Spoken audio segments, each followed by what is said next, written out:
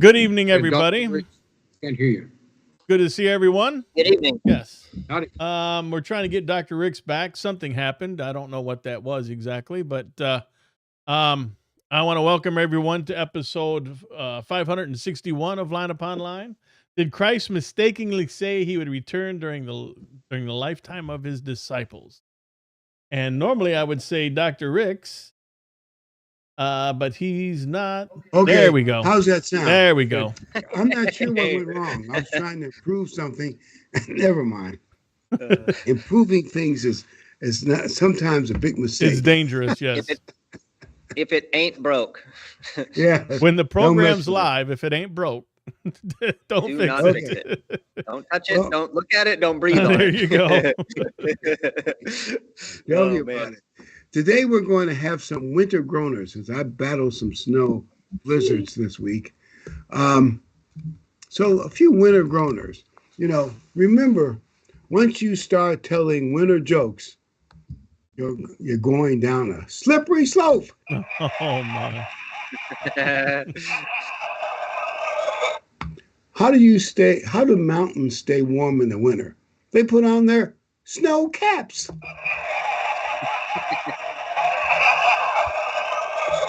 What do you call a penguin that's in the Sahara Desert? Lost. Lost. Yes. Okay. Which one is faster, hot or cold? Hot, because in this time of year, you can easily catch a cold. Oh Now, this my. is kind of cute. What do you sing to a snowman on his birthday? Freeze a jolly good fellow. Freeze a jolly good fellow. Now, these are, we're getting to the pièce de résistance, two jokes. The first one is the National Geological Survey was doing some mapping on the border of Maine and New Hampshire. They told us one farmer, they said, we've made some great discoveries. You're no longer in Maine, you're now in New Hampshire. The guy stopped for a while and thought, and he said, wow, that's good. I don't have to deal with any more of these Maine winters. Now, this is the pièce de résistance. And those of you that are in the military will understand this one. This young man was called by the sergeant for KP duty. And the mess sergeant said, look, I want 1,000 gallons of soup. 100 gallons of soup. He said, wait, I don't know anything about making soup. He said, I don't care. Here's the book. I want it ready. So many hours. So he comes back in, this big giant bin of soup, and the sergeant tastes the soup. Look on his face is shocked. He tastes the soup again. Look on his face is shocked. He says, something is wrong here. This soup tastes good.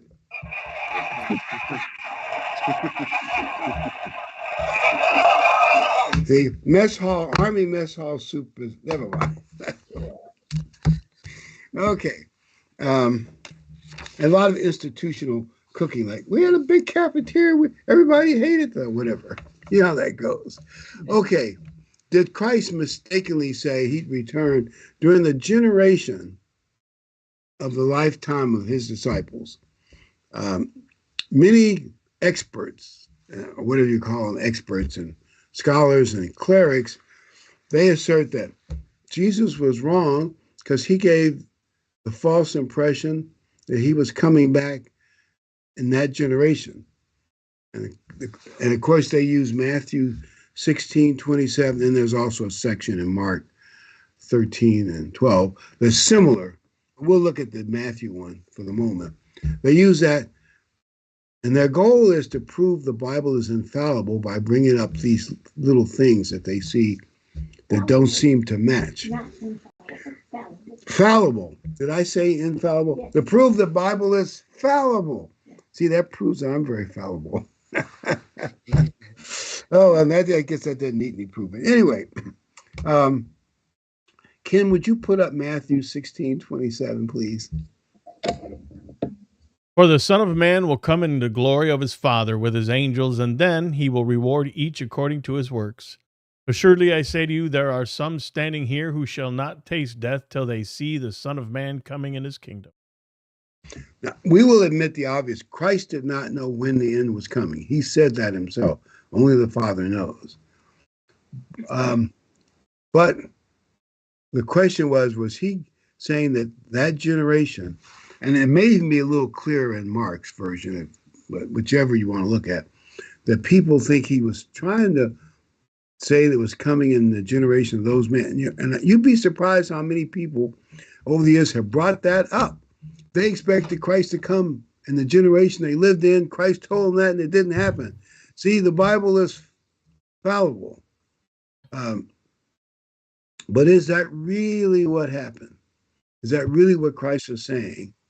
And I just want to say this. I think people love finding what they think is a contradiction in the Bible. Yeah, anything that you can seize on to try to undermine a little bit, especially if you're, if you've taken against it for whatever reason, you're looking for anything to pick it apart.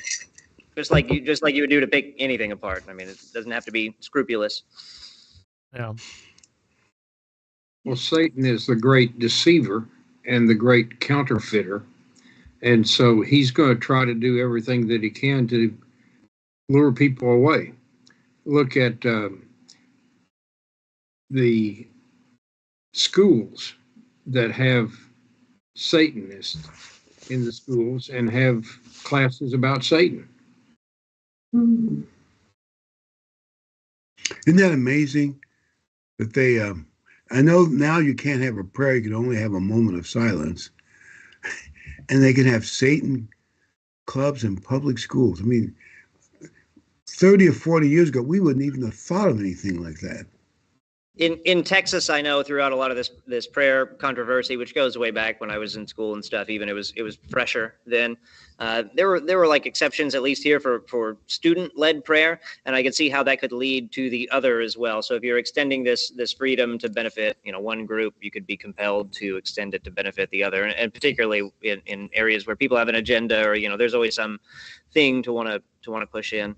On this issue, I think it's interesting that if this is puffed up as a contradiction because Christ said that he would return during his disciples' lifetimes, and then he didn't, and therefore that undermines what Scripture says. That's being used as an argument. It's interesting that the apostles also thought that Christ was going to establish the kingdom right away, and their question right afterwards when he was resurrected about, is this the time that you're going to restore the kingdom to Israel? Like, they thought so too. They thought right away. So you could see how you could get that notion from it, but that's like stopping the story early. That's like not reading the conclusion of the tale. If you stop right there and see how it plays out. Well, isn't it true that most generations have thought that Christ would return in their generation? Look at us today, for example. It's hard. It's hard not to. It's hard not. And I think it's wishful thinking. You want it to come in your day. Sure. And when I look at the apostles, I think like Peter and Paul, during their last letters they sent, they were quite ready to be martyred, and they kind of knew that the end was not coming in their life. At the end, they knew it. But if you'd gone back 10 years earlier, they were still hoping that it would come in their lifetime. I can understand that. Like, if you look at history, if you were a church member in World War I, just a meat grinder, horrible thing, nothing like the world had ever seen before. The end, this is the end of the world. You can see people saying that, right? Yes. And we can think of some other big historic events. So I do understand it. But as Christ said, nobody knows except the Father. Christ didn't even, at least he might know now, but he didn't know then. It's interesting. Things just haven't gotten bad enough now, have they? Not yet. Oh man, that hurts. That hurts so bad to think about, though, because when you delve into what's going on in the world and some of the atrocities and some of the suffering that's out there, it hurts so bad. It's so close to home. I mean, what's going on in Israel and like those little boys that were returned this week, and when you consider that, you think about it as your own kids or your own family, your own wife, your own country, whatever it may be, or even just the photos out of there, and like the rubble and the devastation, the bloodshed that's taken place. It's like, well, where does this end? Where is the end of this? There was a I'm so bunch of thankful to Christians be in the just middle. executed in Africa. I forget what country, but it was I don't know, it was 80 or 800. I forget, but it was a lot. There's a lot of places in the world where things are spinning and falling apart at high speed, and have been for a while. I mean, even at really obscure stuff like Myanmar or whatever, and they've had a civil war going on for like 2 or 3 years, like prior to Ukraine and all that and all this fight. And it's like you don't even know about that. You don't even have to think about that. But if you're living in the middle of that, that's like the end of the world for an extended period of time. It's there's a lot of rough stuff going on out there. Yeah, no one knows the timing. And I can see how people want it to be true, that Christ is coming in their lifetime. But before we get to the answer, but it's not a contradiction, let's go to 2 Timothy 2, please, Ken.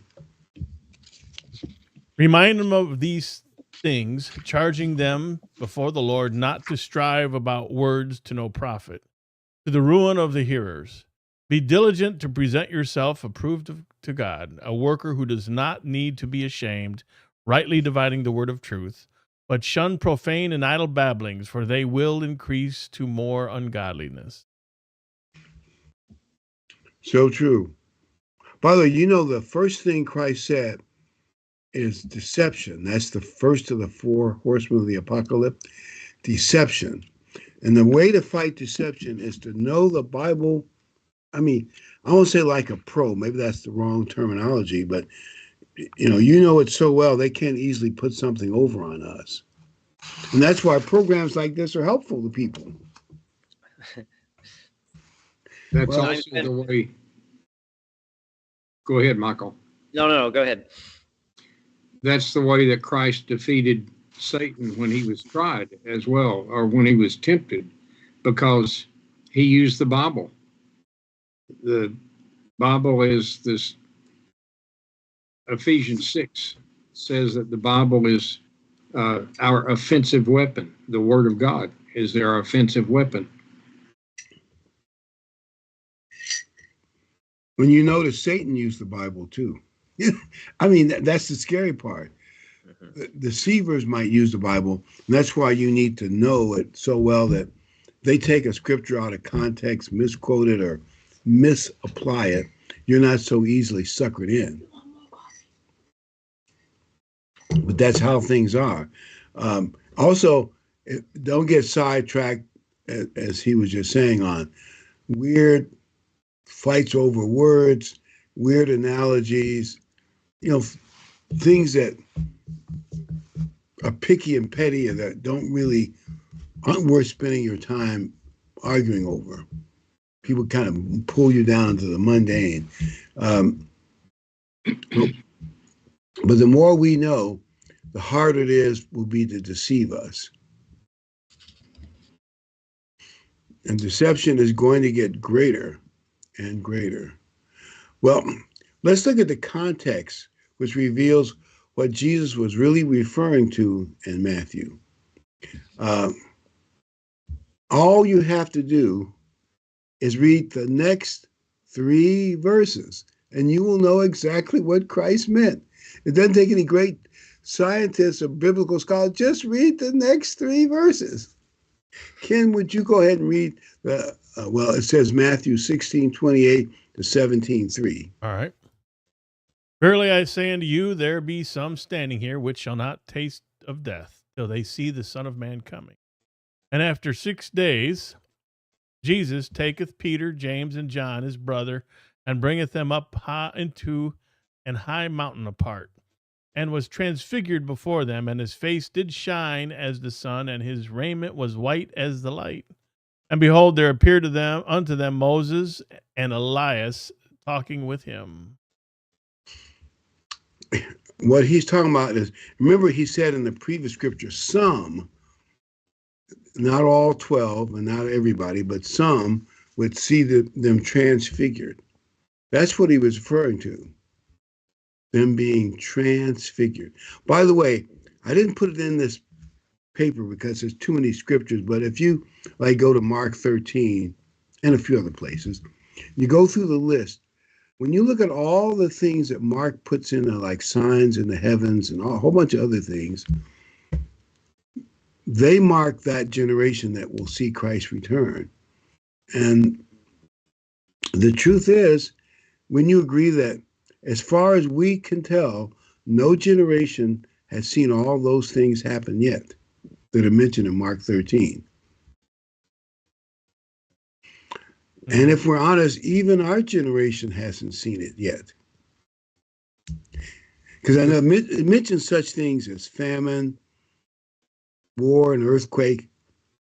And you could make an argument, are we really getting more famine now than the world's ever had before? And more war than the world's ever had before? You see how you really, and we certainly haven't had any heavenly signs, have we? Yeah, there is war. There is famine in many ways, limited maybe to certain areas and maybe just because of supply and because of other complications rather than, it's not like there isn't sustenance available for all the people on the world if they needed it. It's not like that dire, that there's nothing yet.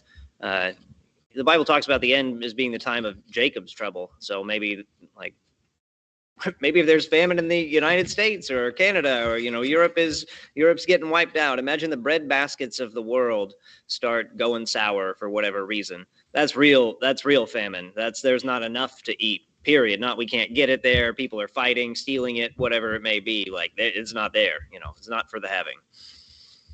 Yeah. It may not Somebody be, said, did you notice all the Hamas fighters look well fed?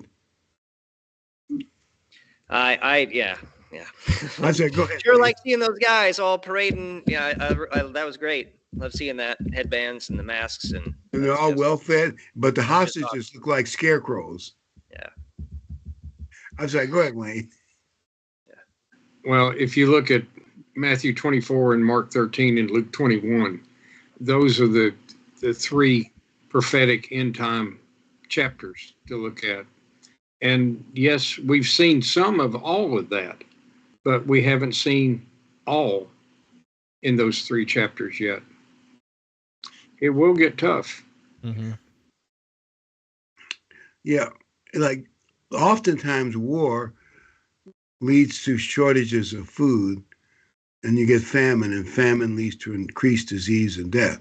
That's the four, those are the steps of the horses.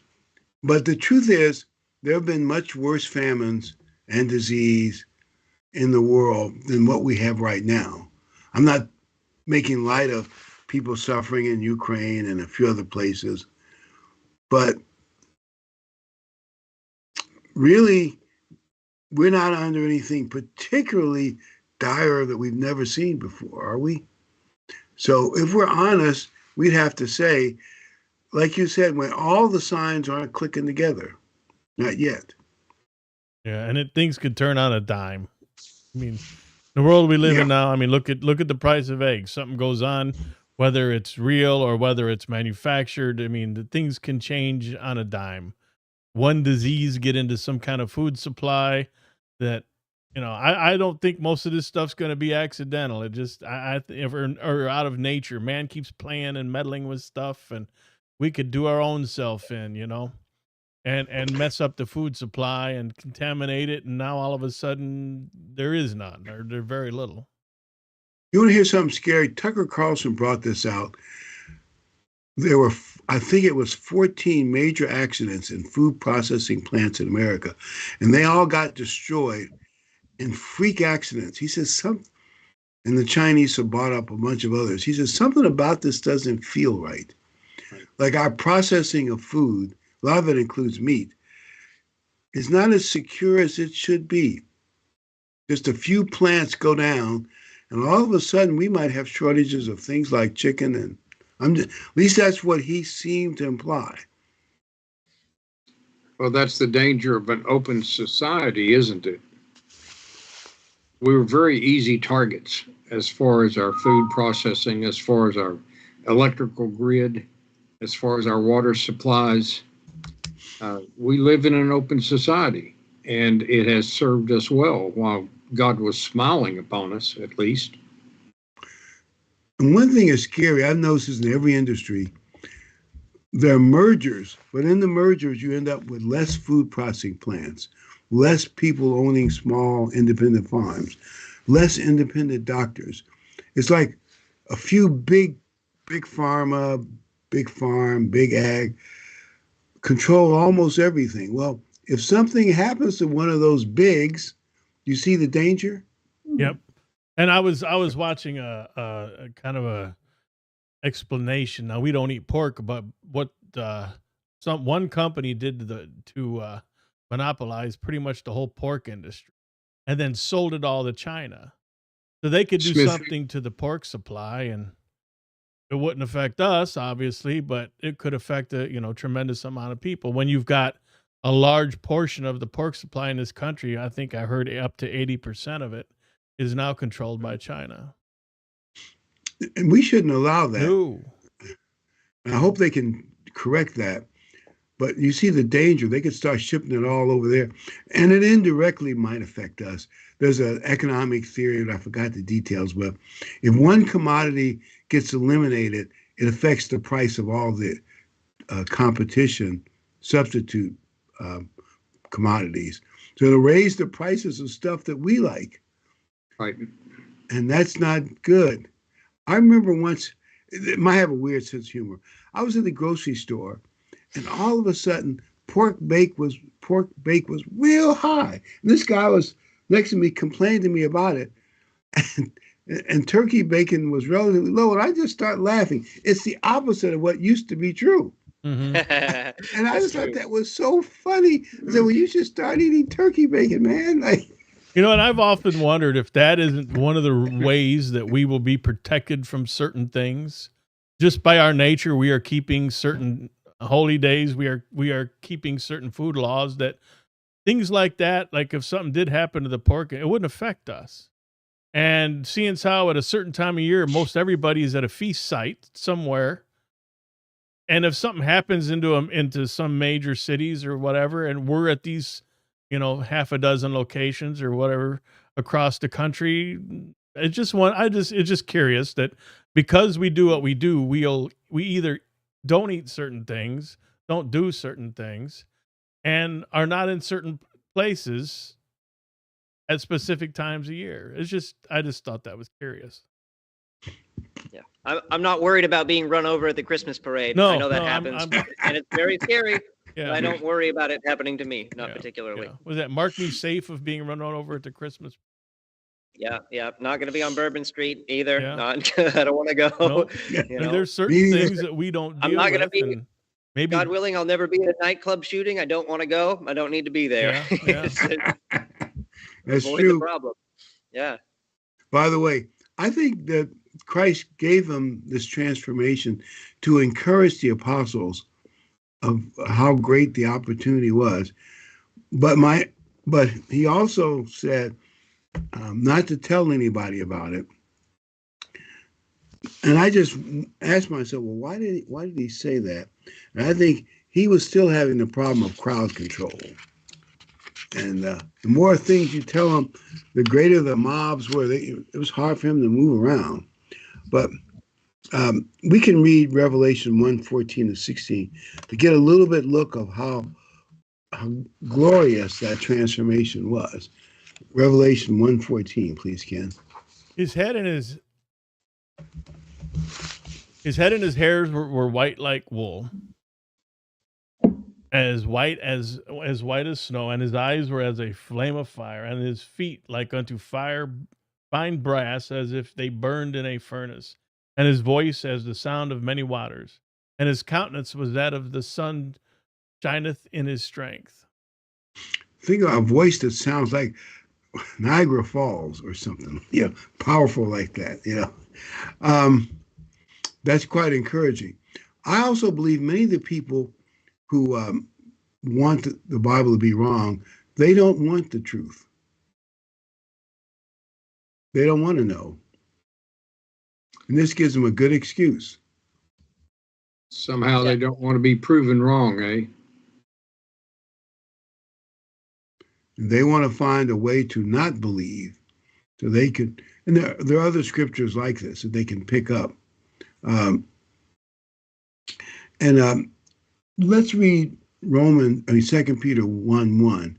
Peter talks about the glory of God as well. Peter and Paul both do, and I just want to mention it here. Simon Peter, a bondservant and apostle of Jesus Christ, to those who have obtained like precious faith with us by the righteousness of our God and Savior Jesus Christ, as his divine power has given to us all things that pertain to life and godliness through the knowledge of him who called us by glory and virtue. Um, and Paul mentions the glory that awaits us if we persevere. Would you read Romans 8:16, please, Ken? The Spirit himself bears witness with our spirit that we are children of God, and if children, then heirs, heirs of God, and joint heirs with Christ. If indeed we suffer with him, that we may also be glorified together. For I considered that the sufferings of this present time are not worthy to be compared with the glory which shall be revealed in us. And they were eyewitnesses of these things. And in an eyewitness, what you want is independent, honest observations. Like if you were watch a jewelry heist and you brought in a bunch of witnesses in the mall who saw it, they would emphasize different things that they saw differently. And here's one of the things that we know about crime. If you have near perfect agreement among a number of eyewitnesses, be suspicious. Something is wrong.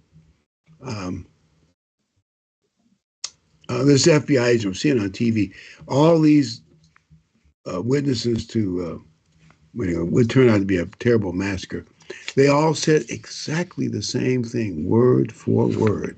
I mean, it's like a recording. The agent knew something was wrong. They're hiding something. Nobody, you get 11 guys together and they all say exactly the same thing. You know something is wrong. They've been rehearsed, coached, engineered, and corrupted, so they all say the same thing. One of the things about the Bible, I think, that actually makes it a better eyewitness is the eyewitnesses are independent and they say different things. And here's the point I make. Like some scholars have said, well, the Jews, in the 2nd century or so, when they canonized the Bible, maybe a little further back than that, they just made up a story that they wanted to make up. Well, if the Jews made up the story of the Old Testament, wouldn't you make yourself look better? It's pretty unsparing narrative, And there are all kinds of things in the Old Testament. We can go through a few, like why are several things in Samuel about Saul's memory of David don't quite fit. I have some theories about that, or some of the dates don't always match perfectly. There are reasons why that might be true. Or in the case of Jeremiah, after his first book was burned, the one that got preserved is, I guess he emphasized the things he was most excited about. It's not in chronological order. Well, when they were canonizing it, they thought about, well, should we reconstruct Jeremiah and put it in chronological order? And they said, no, we want to protect the writings that have been passed down to us, and we don't dare mess with them. When they wrote about Moses' death, of course, Moses wrote something about his death too, because God told him in advance. But the point is, they wrote about things they had to write about, but they didn't add anything. And I think that actually makes both the Old and New Testament more credible. Now, you might say, well, what about John? His epistle is different than the other three. Well, John wrote his much later when the church was more Gentile-oriented, and he knew what the others had already written. So it was logical. John said, well, I see what the others have written. I'll emphasize things that they did not tell you about. It makes sense, doesn't it? Mm-hmm. It's not a contradiction. John is just bringing out things that the others didn't bother to bring out. Which makes sense. Yeah. And actually, I think it gives the Bible more credibility.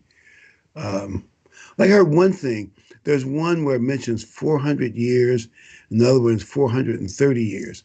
Well, some of the experts claim that, well, for the first 30 years, during that period, when they knew Joseph, or Joseph had just recently passed away, the Jews were in complete freedom and everything was going right. But then maybe a Pharaoh's grandson came along who didn't really know and honor Joseph, and that's when things went bad. So actually, it is accurate. 430 to 400 is the days when they were suppressed, or at least the beginning of suppression.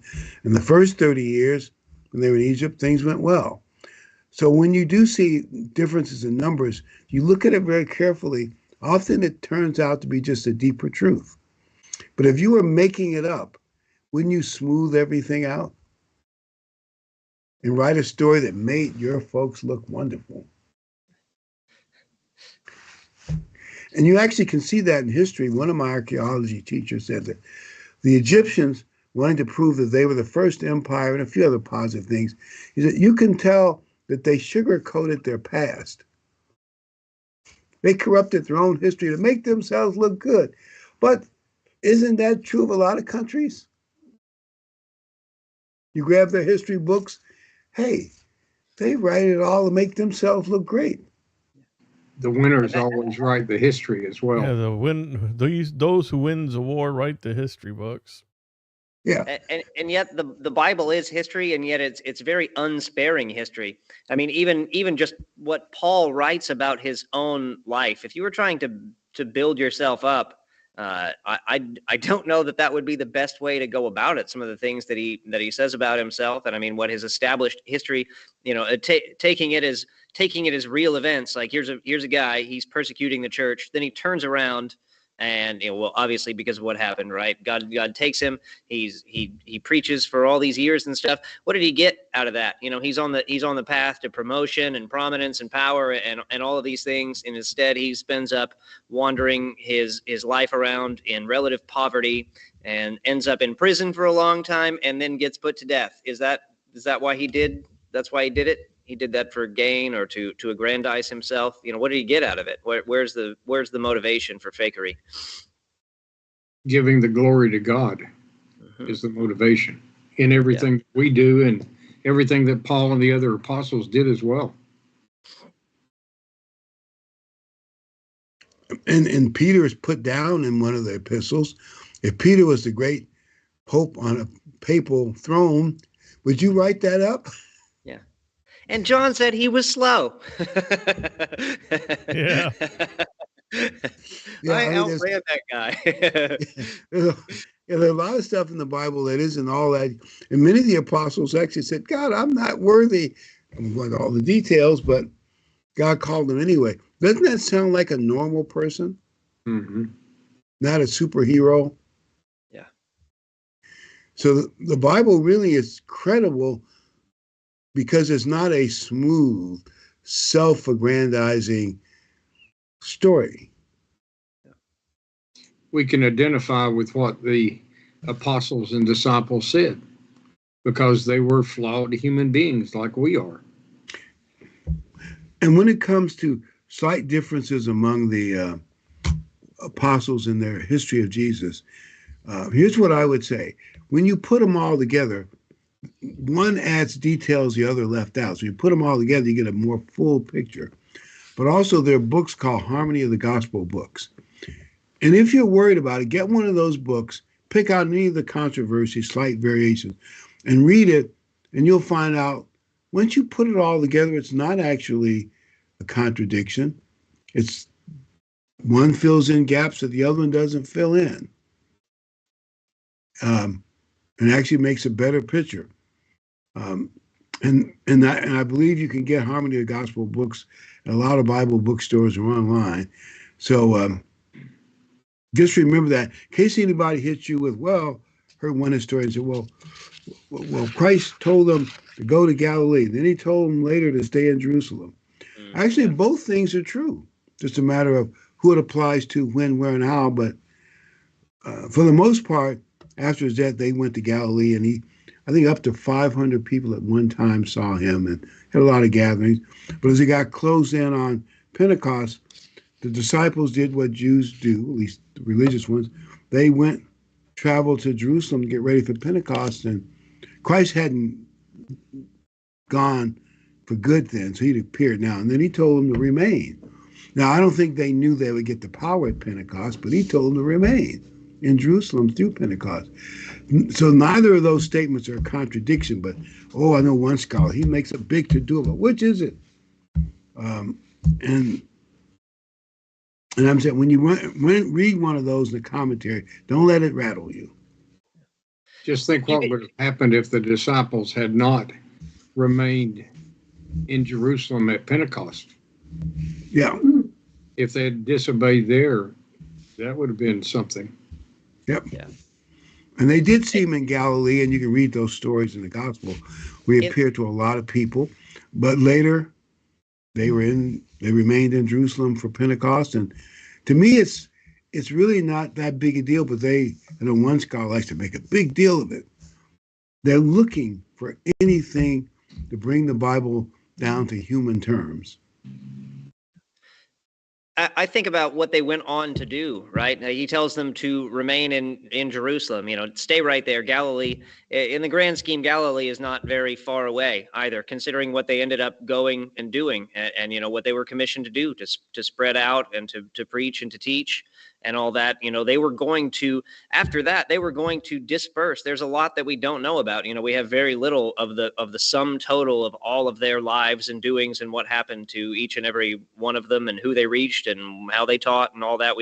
We have a minority of things to go off of. So probably from that point, most of them were going to disperse and not ever come back, or what, we don't know. Here's one interesting story I read. When the British got to eastern India, they found some Christians, and they were told that one of the apostles went all the way to India and started Christianity there. And we know that at least the Spanish claim that the apostle James, I know there are two Jameses, but one of the two Jameses went to Spain. And whether that's true or not, but it's possibly true. They went to all kinds of places in the Roman Empire and beyond, but they just didn't have a collected record that got canonized. Yep. It'll be interesting to find out someday. Yeah. And in the world tomorrow, maybe I've heard people say the book of Acts will be expanded. And we'll know what all 12 apostles did, where they went. Some supposedly went to Ethiopia. Wherever they did go or didn't go, I think it'll be interesting. Mm-hmm. I love that in the Transfiguration that Peter, James, and John knew Moses and Elijah. That's so powerful. And to think about knowing these people that were here right with Christ and what they went through, and to be able to talk to them about that and get that firsthand witness and know all the rest of the story that goes along with it will be amazing. But that they recognize them and appreciate who they were and what they had been through. And I mean, goodness, like Moses' long life or Elijah's ups and downs, man, that it's so much, and it's such important stuff. Let's see. Would you read Matthew 17, 8, and 9, please, Ken?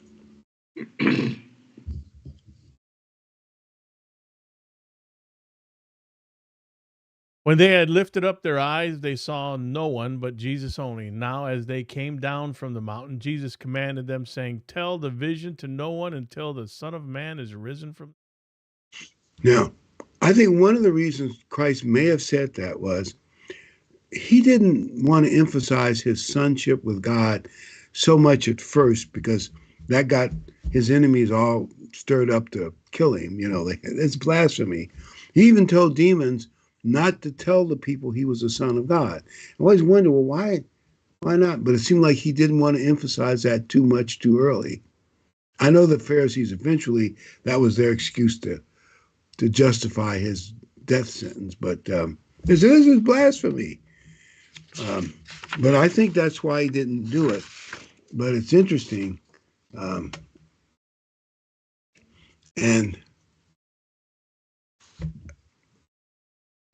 And I want to read 2 Thessalonians 5, 2 and 6, last set of scriptures. By the way, if you do read Mark 13 version, he goes through a lot of this as well and puts it in a certain context. But we can't put all the scriptures in there, so we didn't put those in. But you might want to read Mark 13 and Luke as well to see they all add a little bit more to the same thing.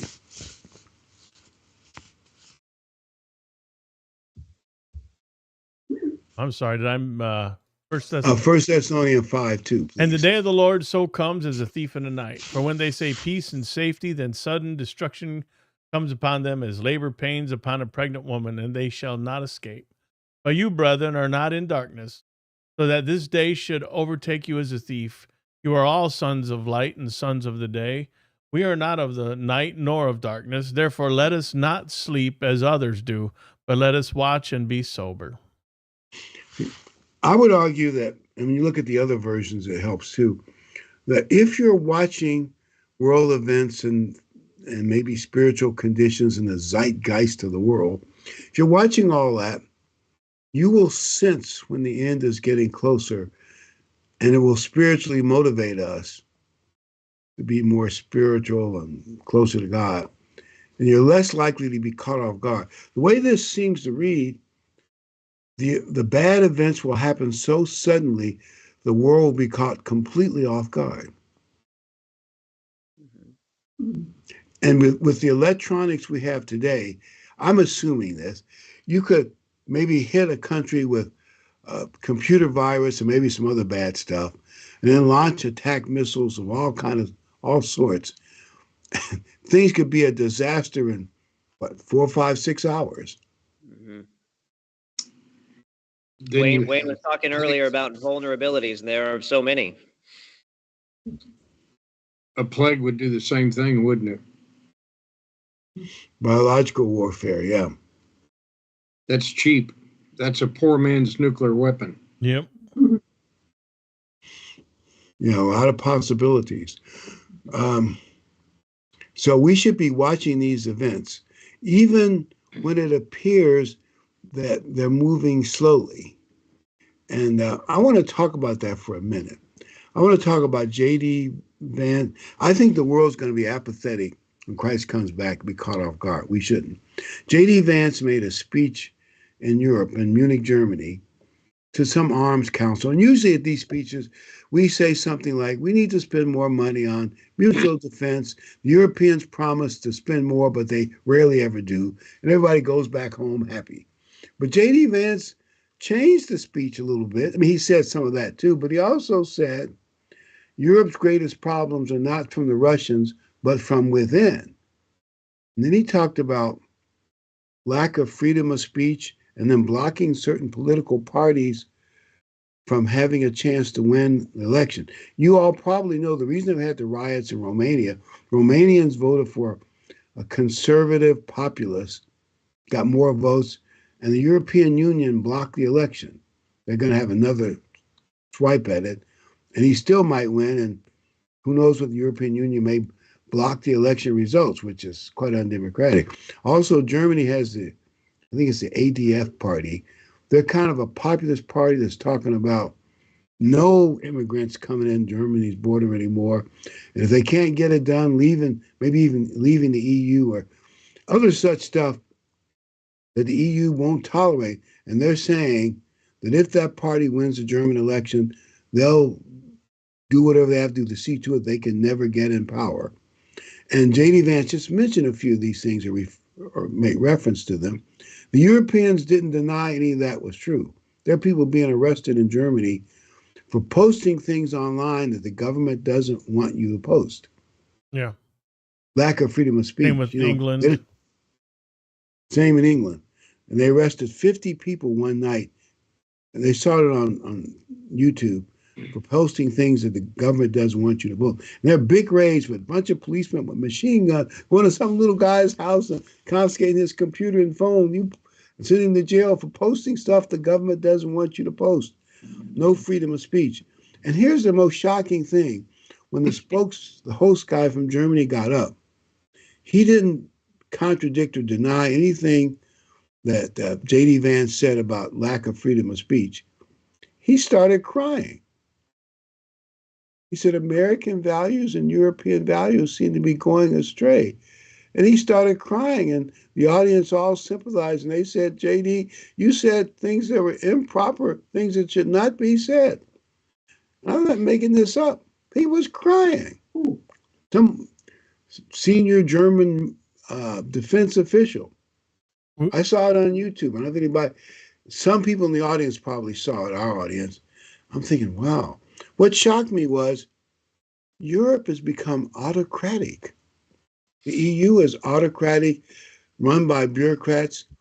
They don't want free speech. They didn't want J.D. Vance to talk to the ADF party, which he did anyway. I don't know. They're more autocratic, less free speech than we might imagine. We were about Europe an eighth is- of an inch from being there ourselves. I mean, we were on the edge of being there in the same boat. Yeah. Isn't that an example of absolute power corrupting absolutely? As the politicians get more power, they don't get better, at least as far as taking care of the common people. The tactic of suppression, though, it's failing, and it's failing in different places all over Europe. It's the AfD, right, in Germany, Alternative for Deutschland. They actually have elections on Sunday. They're having their elections. The AfD is expected to do quite well. They're even polling higher here at the end. They're going to come in second place. These European coalition governments, I think the first place party might end up with like 30% of the vote or something like that. And so they have to cobble together a majority, which means they got to do a lot of compromising or something in advance about things that they're not going to touch. They're not going to talk about the things that are completely off the table, a lot of that. But everybody refuses to work with the AfD because it's, right wing and radical, and they're actually under investigation by the German government. And yet most of their agenda is more generally straightforward, conservative. They do want out of the EU. They would prefer to do business with Russia because, let's face it, half of Germany was part of the Soviet Union for a whole long time, and there were business ties, and they had lots of gas coming in, and Germany is an industrial power. They need to pay less for those things. It's in a lot of people's interest to do that.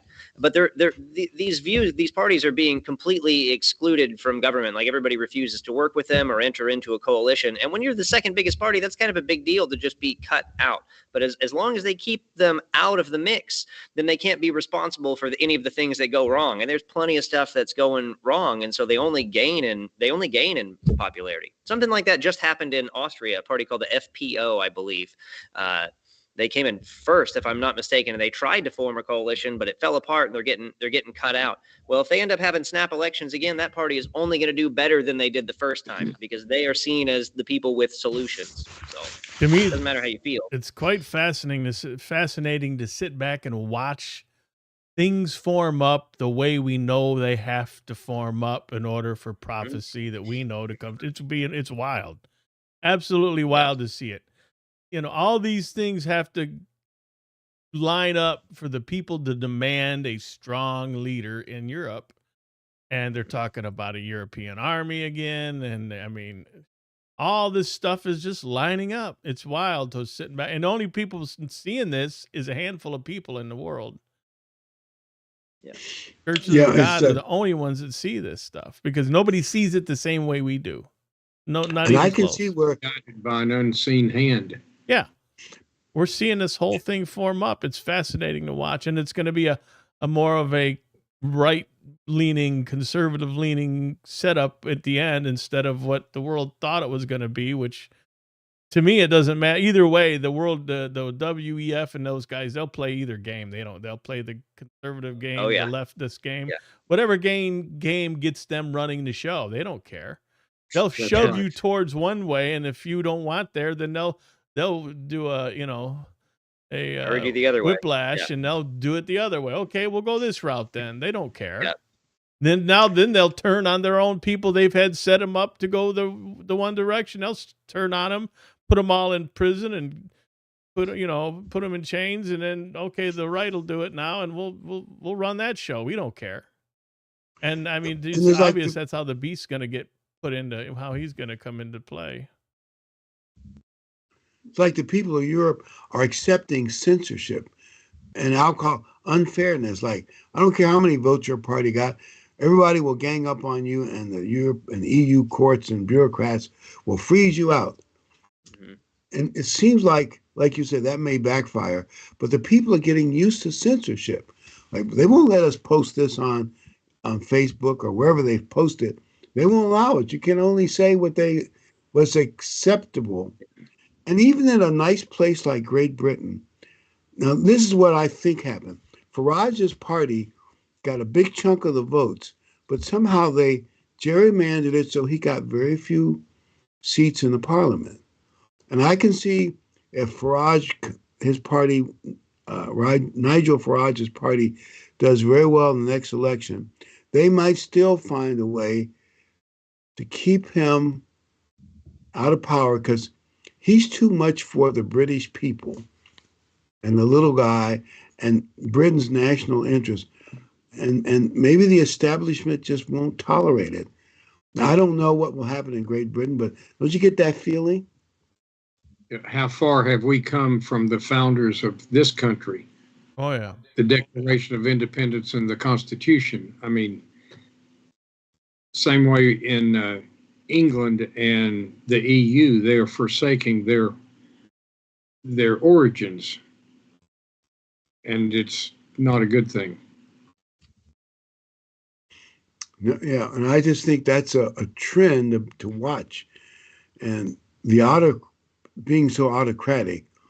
And even if, like you say, if another leader comes along, the people are already used to autocratic bureaucracies telling them, no, you can't say that, you can't see that, or if you do, keep it to yourself. Well, look what's happening in our government right now. All the people who are against Trump and his policies, all the people who are throwing roadblocks on his agendas. And there was censorship in America right after COVID, and after, was it 2020, 2021? Oh, There was a lot of censorship. what? Yeah, no kidding. I Even don't know in how many of my America. Facebook posts got taken down. My I didn't Twitter, hear about that. Yeah, my Twitter account got slammed. I don't know. I'm on my third Oh. Twitter account. I mean, it was brutal, man. Some guy gets put in jail for posting memes. I mean, Oh, yeah. how far Mark do you? I Hillary. mean, we were, like I said, we were an eighth of an inch from being all in with all this stuff they're doing in Yep. Europe right now, and it's just by the grace of God that we got out of that mess. So we're It's watching amazing. this. It still may be part of what pushes us to that one world, that global leadership. But I mean, just think about it. There's a tiny handful of people in the world that are watching it from the perspective we are, and it's all falling into place. We're seeing it shape up. And just when you think things aren't going to go that way, something changes and it does. Quickly. Yeah. How many? 2020. I mean, 2020 was a great and illuminating example. I mean, it was pretty miserable and brutal at the time, and pretty worrisome. But how quick did the world just turned upside down in no time? You know, like you're talking about how close we got to a lot of things that just seem unimaginable, but particularly for the United States. And we were teetering on the cusp of it. You know? Yeah. Yeah. Yep. I mean, I actually shut down my account one time on Twitter. I ran. I was like, no, I ain't gonna they're not gonna come knocking on my door. So I just. But even don't come out of your house. No, don't talk about that. We're in control. We'll tell you when to emerge. Yeah. Don't have remember when they tried to keep us all apart from each other during the holidays, like Thanksgiving. They didn't want your family to come over, so because they didn't want you to talk about what was going on and share different views. So they said everybody should stay home. Don't go see your relatives. Don't keep us apart so they could feed us all the information only they thought we should have. Well, it does, in any other country that kind of works. America is a little different. We're the up yours kind of attitude is, You see how that backfired just in the way that the suppression of people's will and like what they want to vote for in Europe. You see how it's having the same. No, we don't like that. We're not going to do that, guys.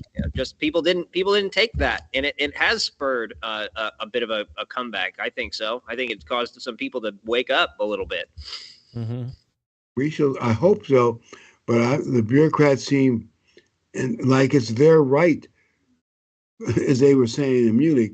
You're not supposed to tell people that stuff. You're not supposed to put that in a speech about freedom of speech and us not letting people that we don't approve of get elected. In other words, they weren't denying what Van said. They were just saying you're not supposed to talk about it. Yeah, It's exactly. improper. Yep.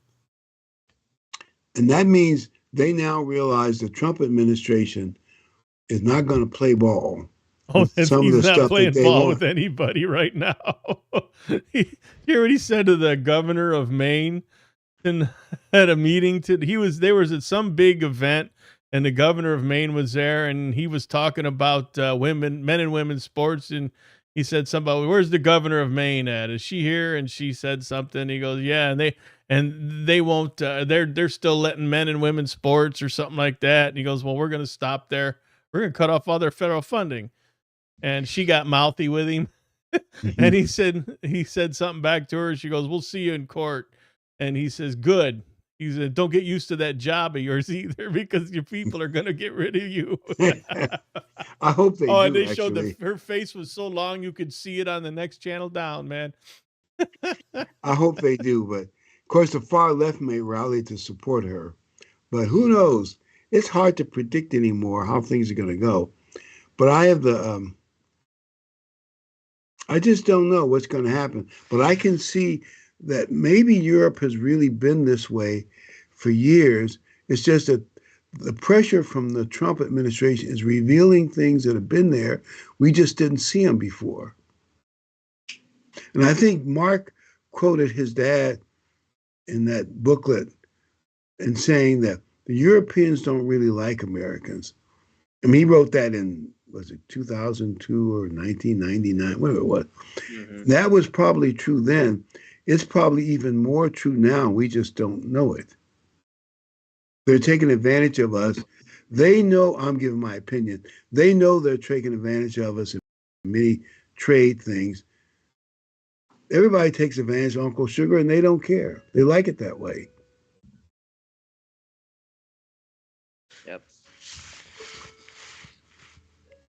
And the Europeans are not our friends. And actually, if you look at it from, say, the French and German perspective, I remember when de Gaulle went to Germany, this might have been 1960 something. And he told the Germans, he said, look, the British and Americans have been playing us off against each other for centuries. We should get together in this united Europe and turn it into something. He implied strong, but in a way kind of as competition with America. Because you look at historically, the British allied with German states against Napoleon when France was a big power. When Germany became the big power, they allied with France against Germany. Well, from their perspective, they're saying, you know, you're right. The British and Americans have been playing us into our disaster. So you can see how from a European standpoint, United Europe is a competition for America. And the truth is, America should have blocked the Europeans from uniting. It's not in America's. I'm not saying America should have roughed them up. We should have just used our influence back when they got this thing started in 1970. Said, nope. America can help you all work together, but we don't want any united Europe. I mean, if you look at balance of power theory, there's no way that's in America's self-interest. How come our politicians didn't see it? I don't know. Because they were on the take like they've always been. It's hard for me to imagine life in Europe with a lot of hard borders and stuff everywhere, I guess, because in the United States we take it for granted, like you can drive from state to state. Like, can you go from Ohio to Michigan and all over, right? We're only like 100 miles from Louisiana. I cross these borders. I can drive, how many hours can we drive without having to stop or be checked? And when you put Europe in scale and see how close back and forth a lot of it is and how interconnected a lot of it is, you can imagine how weird it would be to have like weird, hard customs barriers to go through each and every day and goods checks and all this stuff that goes along with, real sovereignty, right? which is what they've slowly been giving away, and everybody's kind of comfortable with, I guess. Is it in our best interest? I don't know, but definitely not. I mean, definitely not. To have a stronger, united, person to negotiate in is definitely not. But you can see how that aspect of it is to their benefit. There are many things that they benefit by pooling together. Oh yeah, I'm not saying they don't benefit. It's just not to America's benefit. No, no. But actually, I forgot the lady's name, Giovanni. In Italy, she wanted to block a bunch of Muslim immigration, I think from Albania, and they've been working at it. But in spite of what her government does, the European Union undercuts and says, no, you can't do that. And in other words, Italy has lost a lot of sovereignty. They cannot block their own border from Muslim immigrants unless the EU approves it. And apparently their bureaucrats will not approve it. That's one of the problems that's bothering certain countries. And Hungary, I think, is just defying the EU. They do it anyway. Now, I think that's true. I won't guarantee. They're not supposed to do it, but Hungary's done it anyway. They don't let certain immigrants in, or as much as they can keep them out. Mm-hmm. And the European Union's quite mad at Sorbonne for doing it, but he's defying them, and Giorgione in Italy is not. But the Italians don't like it, but they don't have the sovereignty they used to have. And this is not good. And it may look like a great trading bloc, and it is for Europe. So I'm not saying it's to their advantage. But someday, a big chunk of this will be a monster. I mean, that's the way God describes it, the beast. The beast will be a monster that's going to dominate the world. But we Christians should be watching. Yep. It's so interesting and almost ironic to me that we have strong leadership. We're trying to make better deals from America. We're trying to set some of our moral house in order here domestically, all things that we can celebrate. But at the same time, we're like, come on, Europe, like get it together, guys, like militarize, pay for yourself. Like we're not looking out for you anymore. That's so weird. That's so weird because you can see how you would want it. It's good. It's reasonable for countries to pay for their own defense, but knowing what we know, thinking about it the way that we think and being like, yeah, Europe, band together, take care of yourselves, like get strong, spend more on your defense. Oh, it's so scary. Yeah, I don't think we should be wanting to build up the German and French armies. So we should get them to pay us more money. And actually pay us the money. Pay us. They've been promising for 40-some years to pay. And that's what Trump, he had them sort of starting to do it, and then COVID hit and messed everything up. I think that's what we should have them do, pay their share of the money, have Europe less united, and that would be better for America. Now, question is, obviously that's not the way the world's going to go, right? No, it's going to fit into God's plan, and it's going to go the way that God plans it. Even the Middle East, like they're still talking about two-state solution.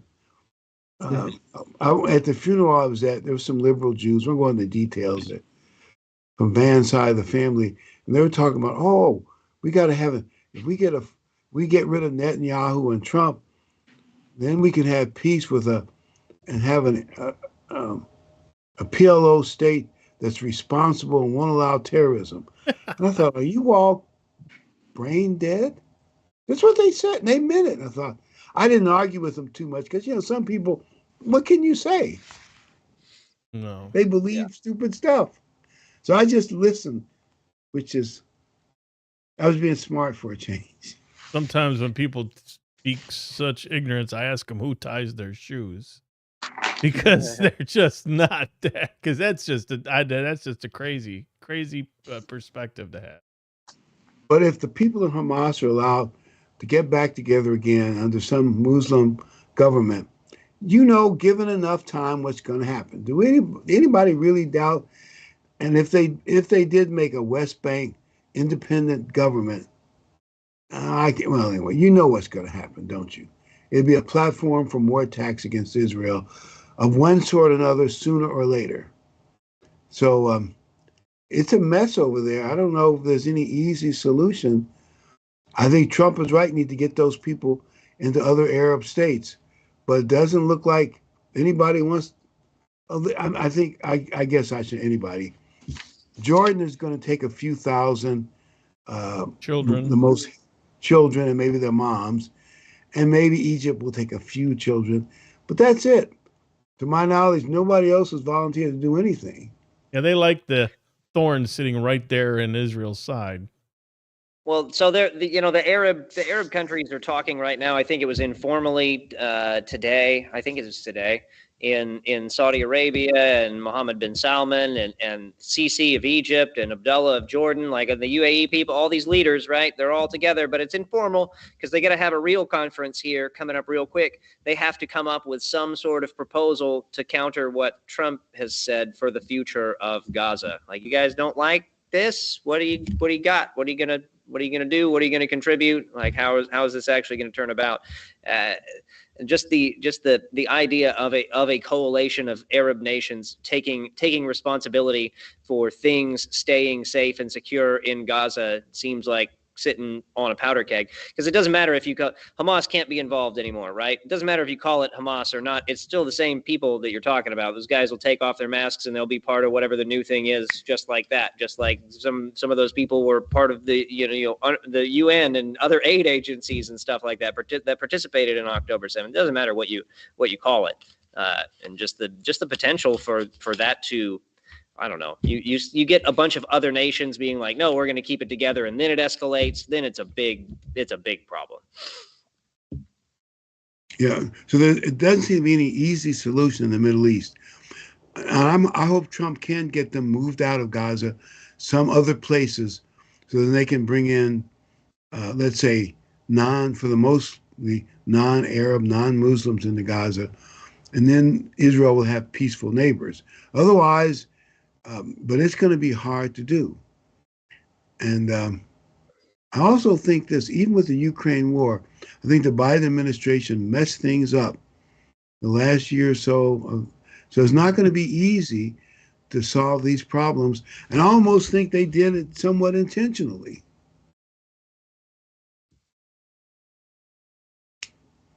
Well, anyway, I'll tell people, watch the world, because these are interesting times. I have no idea what's going to happen next, but I would like to see Trump bring peace like he did in 2017 to the whole world, because there were no Hamas attacks during Trump's time. He brought, Iran almost to their knees with maximum sanctions. But now they have these ghost tankers. It'd be harder to do than it was 5-6 years ago. I'm not saying they can't do it, but it's going to be harder. So the world is really a mess. Yeah. And you can blame the Biden boys. I don't think Biden knew what he's doing, but the guys behind him, they really have, they and other bad people around the world have messed things up. Yep. That's for sure. That's an understatement. I'm not sure what we're going to cover next week. I've been too busy traveling. But whatever it is, it'll be interesting. All right. Well, thanks, gentlemen, for showing up tonight and being on the program, and everyone for watching. And we wish everyone that they enjoy the rest of their Sabbath, and we will see you back here again next week. Good night, everyone. Good night. Good night, Ken.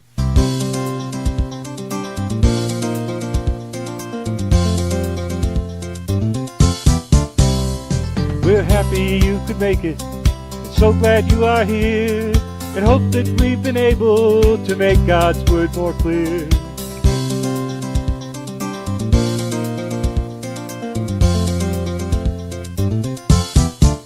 Until next time, may God be with you in everything you try. But for now, till next week, we have to say goodbye.